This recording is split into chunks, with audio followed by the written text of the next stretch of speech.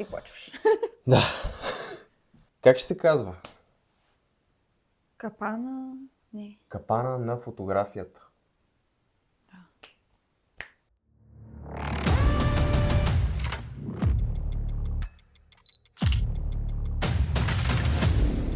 Какво е характерно за всички деца стартират фотография?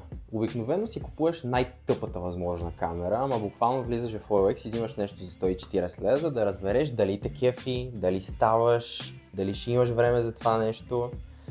И следващата стъпка е някаква леля на случайен принцип да ти каже тази снимка не е лоша, знаеш. Това е момента, в който ти почват абсолютно всички проблеми, свързани с фотографията.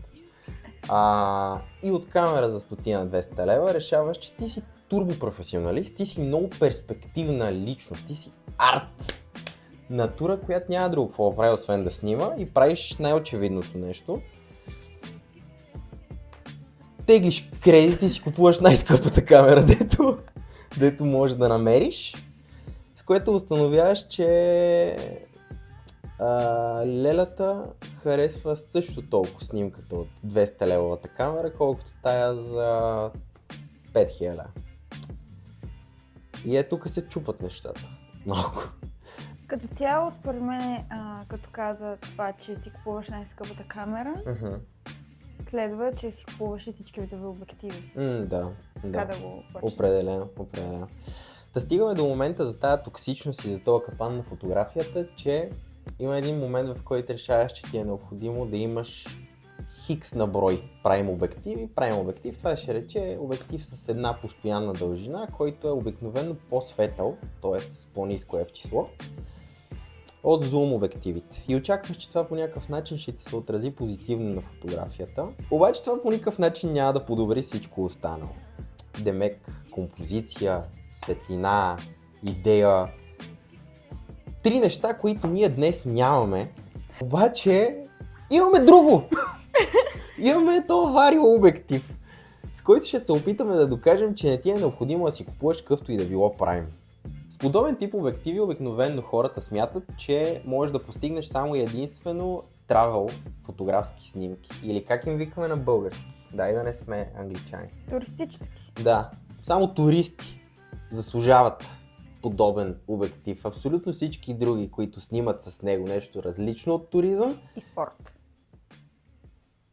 Туризъм и спорт ли? И спорт ли снимат с тия неща? Може. Ние ралитост. Ама ние са и портрети ще снимаме с него. Но да. Това, което искаме да докажем днес е точно това. Че въпросните обективи, варио обективи, в конкретната ситуация днес, най-бюджетната версия на Tamron, която можеш да си купиш, 18300, която е 6,3 в най-дългата си част, е достатъчно добра, въпреки тъмния си характер, да извади хубав портрет. Какъв е плюса на този обектив? Този обектив има супер яка макрофункция, ако мога така да го нарека. При най-широкото си състояние имаш възможност буквално да залепиш обекта или субекта до челната леща. Така че в нашата ситуация няма да имаме драма с това да направим близки кадри на делчето. Така. Ще направим няколко вариации на един и същи кадър, като ще минем от 50 до 18 мм, което респективно си го умножавате там по 1,5, за да видите еквивалента прямо full frame камера.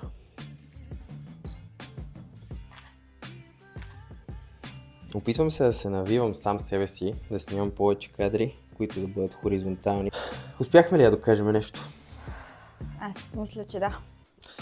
И аз мисля, че се справихме не съвсем зле. Може да кажете долу в коментарите как сме се справили. Да. Според вас. Да. Делчето по принцип много трудно може да изкараш да е зле изглеждаща на снимки, ако има някаква драма, то от обектива, не от мен. Естествено. Просто си купете адекватен обектив и стига мръсни варио.